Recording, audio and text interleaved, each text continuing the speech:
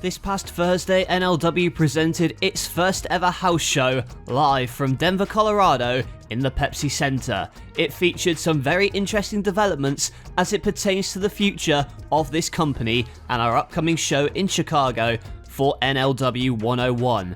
I would also like to thank you, the NLW fans, for your patience as our hard drive gets fixed. As soon as it comes back to me, production on NLW 101 will begin immediately, and I hope that you're enjoying this exclusive content as we approach that huge night in Chicago. Right now though, we're going to show you some exclusive photos from the action that took place in Denver at the live event, and go through all of the results on this night. In the opening match, Eric Young from Sanity went one-on-one with a man making his NLW debut, the time splitter, Kushida. Kushida looked incredibly impressive in this opening contest. The fans rallied behind him, and after Kushida locked in the hoverboard lock, it was all over. Or so we thought. Sanity looked to gang up on Kushida, but who would make the save? It was only the Murder Hawk monster, Lance Archer. Archer, another man who debuted as part of the No Limit 6, decimated all of Sanity and stood tall. Speaking of the No Limit 6, another man from that group of signings, Lio Rush, was in action in his debut match against former NLW Tag Team Champion Kofi Kingston. It was at this point that fans noticed who was in the front row for this match, the legendary Ricky the Dragon Steamboat, who, as we found out on Wednesday, is now a brand new trainer for Metal Wrestling. He seemed to be scouting the action for this matchup, which was as fast-paced as we expected. It ended with a beautiful Frankensteiner off the top rope to Kofi Kingston as Lio Rush came down for the final hour and the win. But the fans appreciated the effort put forward by Kofi Kingston, as did Ricky Steamboat, who seemed to offer something to Kofi at ringside. Seems quite interesting, to say the least. Our next match of the evening was a tag team match, as the team of Red Dragon took on the APA. Both of these teams were looking for momentum heading into their respective matches on NLW 101 in Chicago. Fish and O'Reilly took control early on in the match, but Bradshaw and Farouk mounted an unstoppable comeback. The offense seemed too much for the Undisputed Era to withstand, and that was until Gallows and Anderson of the Good Brothers ran down to ringside to distract the APA.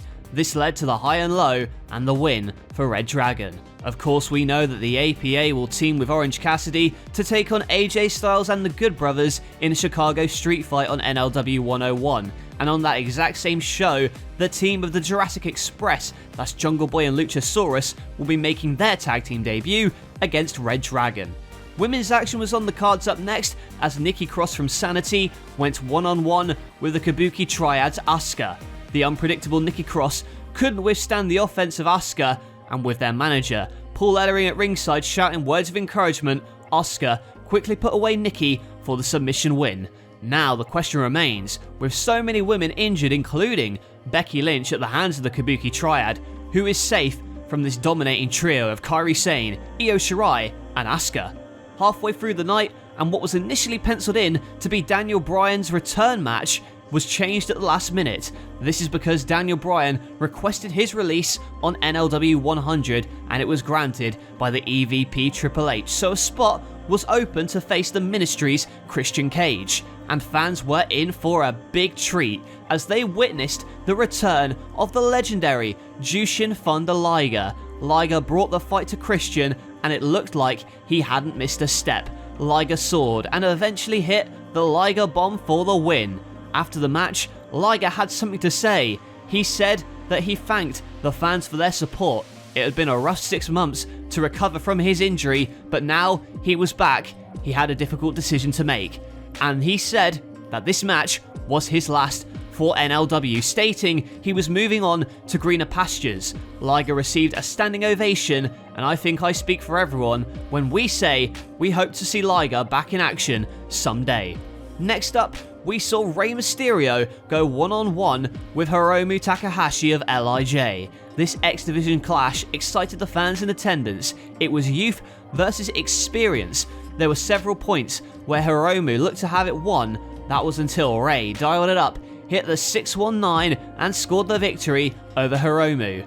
Now Rey Mysterio moves on to face the newest member of LIJ, Shingo Takagi, when NLW 101 comes to Chicago. The Big Red Machine Kane continued his crusade against the Ministry next when he took on the Big Viscera, continuing on from their brawl at the Royal Rumble. Viscera seemed to be the only man to match the power of Kane, as it looked like he was finally going to put him down once and for all on behalf of The Undertaker. However, Kane somehow managed to lift the 500-pound monster up for the chokeslam, scoring the victory and continuing to one-up the Ministry. But we know that The Undertaker, Jeff Hardy and the rest of the Ministry will be at NLW 101 in Chicago, but what will they have to say at that event? In the penultimate match of the evening, the NLW Tag Team Championships were on the line, as Andrade and Angel Garza of Los Ingobernables defended the straps against Rey Fenix and Penta of the Lucha Brothers. Visa issues prevented Pac from being at ringside with his Death Triangle stablemates, but the Lucha Bros were determined to get their hands on title gold. We saw high flying, we saw near falls, we even saw a destroyer on the apron that sent Andrade to La La Land. Just as it looked like the Lucha Bros were about to take the tag titles, a quick distraction proved effective for LIJ, using the tag belts behind the ref's back and picking up the win to retain their titles. The celebration was short-lived, however. We knew Metal Wrestling were aware of this event, and one of their premier tag teams hopped the barricade to make a statement. Hanson and Rowe of War Machine attacked the entire field of competitors and made a hasty exit. With this explosive invasion, who else will Metal President Stone Cold Steve Austin send to NLW 101 when Austin has a front row seat in Chicago? And finally, we had the main event match, a huge 6-man tag all-star tag team match. Kenny Omega teaming with his friends and the NLW Tag Team of the Year, the Young Bucks, to reform the Elite, to take on the team of Kevin Owens and Ministry leaders The Undertaker and the NLW champion Jeff Hardy. Omega has had his issues with all three of these men in the past year, and that boiled over in this featured bout. Kevin Owens was tasked with doing EVP Triple H and NLW Commissioner Shawn Michaels' bidding, getting payback on Omega. The Bucks wowed with their expert tag offense to surprise and shock their opponents. The Undertaker and Jeff Hardy, however, worked effectively as a team to isolate Matt Jackson, but once he made the tag, Nick went on a frenzied offense.